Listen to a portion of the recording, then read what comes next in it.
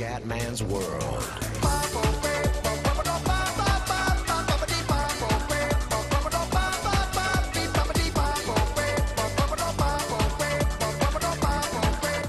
Bella raga, ciao a tutti del Comendone Veneziano. Ragazzi, è tardissimo, purtroppo non esco a dormire.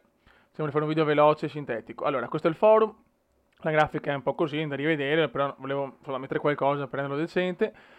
E niente, spieghiamo un attimo. Allora, sezione prima, regolamento del forum, due cagate, ma io mi fido di voi, quindi non ho problemi di regolamento. Presentazioni, come vi presentate al mondo comendiano.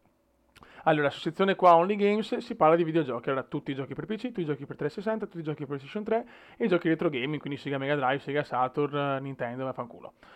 Poi PC hardware, esempio, uno scrive 680, scheda grafica, me la consigliate? Sì, no, perché forse boh.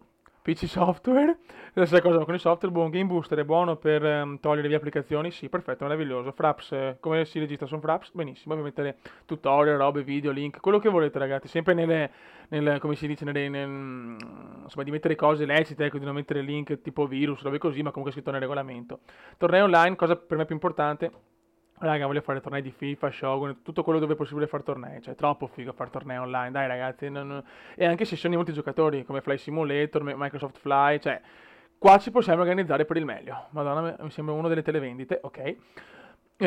Off topic, calcio, wrestling, musica e cinema sono le cose principali, ma se voi ne volete aggiungere altri, aggiungiamo quel cacchio che volete. E sulle sezioni tutto quello che volete, tutto quello che non c'entra con le sezioni. Ecco, qua ho bisogno di moderatori, ragazzi. Sulla sezione off topic, qua sotto le sottosezioni, potete scrivere moderatori PS3.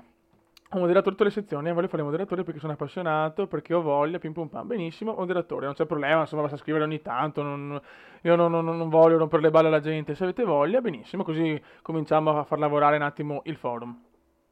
E basta, è tutto, per aver detto tutto, sì, perché qua sono già sono le 4 di mattina, cacchio.